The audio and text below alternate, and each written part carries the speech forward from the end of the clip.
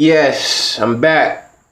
And today's topic, once again, got an unfortunate story. Y'all most likely heard it by now. Brother Seville K. Smith, who was executed by massa's overseer, so to speak, because this time it was a so-called brother who killed this brother in Milwaukee. I believe it happened, what's today? Today's Monday. I think it happened over the weekend, either Friday or over the weekend this happened. I know it happened within the last 3 days. I didn't cover it right away because I tried to collect as many facts as I could, and I think I got a good amount of them. So we're gonna talk about this.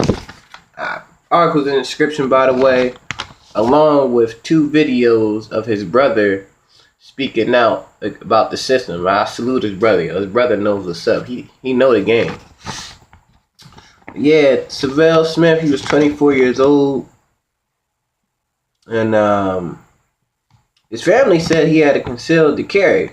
Because we all know that, like I said in my previous video, that law seems to not apply for people with melon.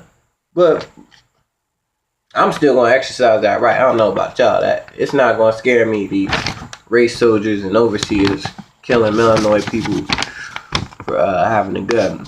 You know, they're already bringing up his previous record to justify the death. This is why I say we are the real Jews, people of melon. Slavery was way worse than the camps the so-called Jews were in. We were put in a Holocaust ourselves. It was way more brutal and longer than the Jews. And they're justifying us getting killed, executed by these race soldiers and law enforcement like they did the Jews. Like, they use the media. This is why I say we are in a modern day neo-Nazi system. Because if you look at how propaganda worked in Germany, how it worked so against the Jews, and how they made the Jews seem like thugs and so inhuman that no one really cared, and people justified the wrongdoings that they did to the Jewish people. And that's exactly what they're doing to people of Mountain America.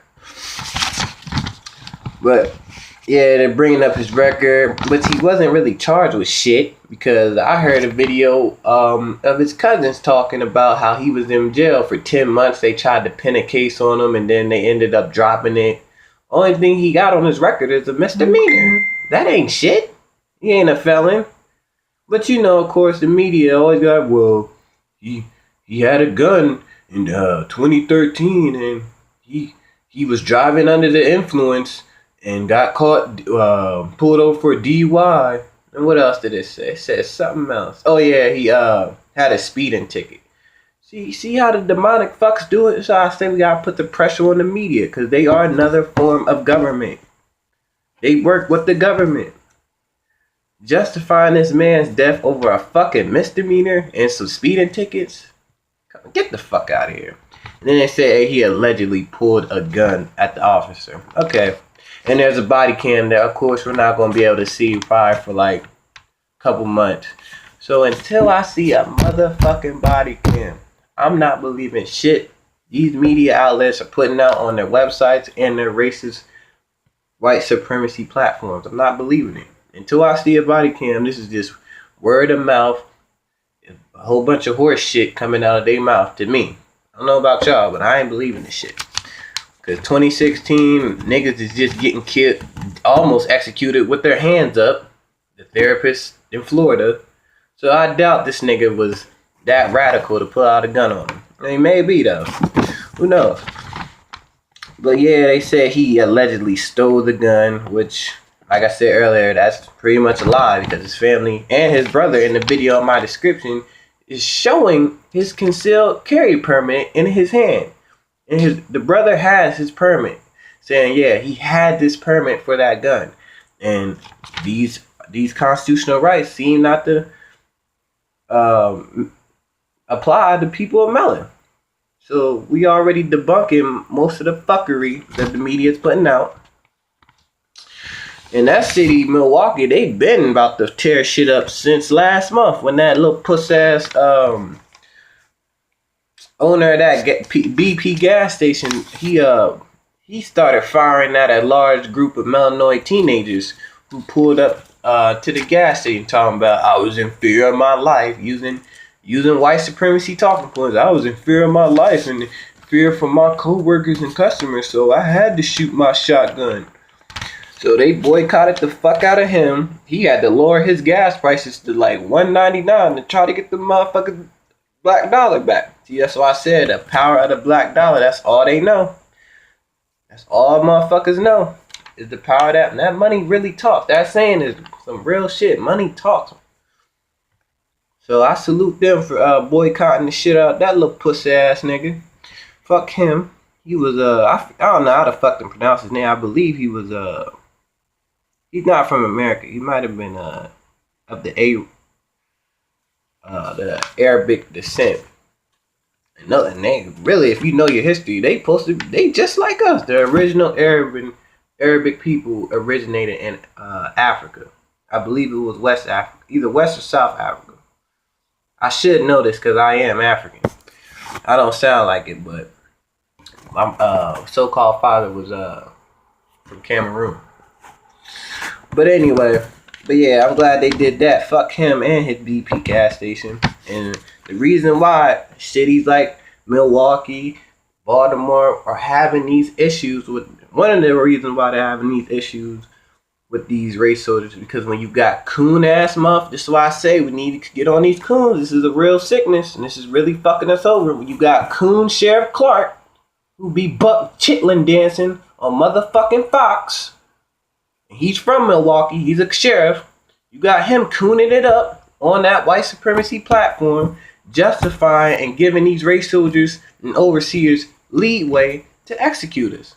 See, this is why we need to put the pressure on these coons. You see Sheriff Coon Clark, put the heat on this coon ass nigga and his ugly ass white wife. Fuck that bitch. Bitch, ugly as a bitch. I'm telling y'all, put the heat on this nigga. Really gotta put the heat on this nigga. He be cooning it up, just earning all his coon badges from the motherfucker. This fucking buck dancing ass Sambo, he's a Democrat. But he was at the RNC convention. When the fuck have you ever seen a Democrat at the RNC convention? That's how you know this nigga's the biggest coon. Fuck Sheriff Coon Clark. I hate that nigga. Him and his thick ass Surgeon General ass mustache. I hate that nigga. But yeah, man, this is really sad. Oh yeah, right before I end it, I seen, this is kind of off topic, but since we talking about coons anyway, Cam Coon Newton, which I'm changing your name to Coon Newton. I used to fuck with you, Cam. Yo, I really used to fuck with Cam. I thought he was a real one after he gave his press conference before that Super Bowl, which was rigged for Peyton Puss Ass Manning. Fuck him and his teabagging bitch himself. Coon Newton, I read it popped up on my phone right when I woke up. I was waking up ready to meditate. This shit, it threw off my schedule when I read this. I was like, oh yeah, I gotta put the heat on this nigga. This nigga really put out a report saying, hold up. Because I want to make sure I get the words right. Hold up.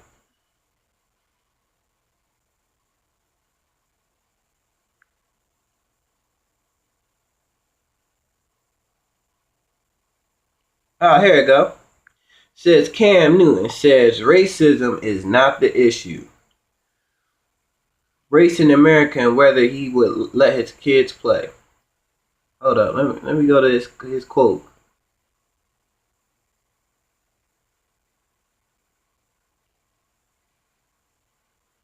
This motherfucker said that I face no racism and I face no pressure being a black quarterback. And racism is pretty much, it's blown over. It's non-related. Really, Coon Newton? So, when you threw that Super Bowl Cup in February, where the fuck month that was, when that, not even suspected, he is a white supremacist. I forget what this football player is, a little European ass puss boy. got on Twitter, because I'm calling him he's not suspected, he is, because there's players who have previously come out and said that he always used to spew racist rhetoric on the field talking shit. When he got on Twitter and came at your pussy ass Coon Newton and said an attitude like that will never get you anywhere in this football life, boy. And like I said in my previous video a couple weeks ago, they used that term boy to belittle black people back in the 40s and 30s and 50s. That was like the ultimate disrespect when they called you a boy, aka a nigga. So I guess, and it wasn't an issue then when your dumbass was at Florida, Coon Newton, before you went to that JCU and before you went to Auburn, when your dumbass stealing laptops and shit, you was all types of niggas and thugs. But you know them racist crackers was coming at you in Florida, because racism is hella big in down south, Florida, Texas, all that shit. And Richard Sherman, you gotta catch this heat too, cause you was low key soft shoe cooning when they asked you, so what is the problems in Black America? And you said, well, these single households, these parents can't raise these kids that are growing up to be really to act out and be gay and be a part of gangs and shit. And they was like, oh wow, Richard Sherman, you're so articulate and smart. But let's rewind. When you won the NFC Championship game 2 years ago against the 49ers and you were so hyped and you yelled allegedly at that white reporter, you was all types of niggas and thugs and jungle monkeys and all that. Cause you know Oregon is super racist. They want to just think racism just in the South. I live in the East. It's really big up here. It's undercover though, but it's really big out west. We can go back to before the 1920s. Niggas wasn't even allowed in Oregon. There was no segregation. You weren't allowed. Let a nigga be caught in Oregon. Your ass was getting burnt alive. But no, I digress on them coon ass niggas. Fuck them. It's very sad, and I understand why they tearing shit up in Milwaukee. So let me know what y'all think in the comments. Like, subscribe, share the video.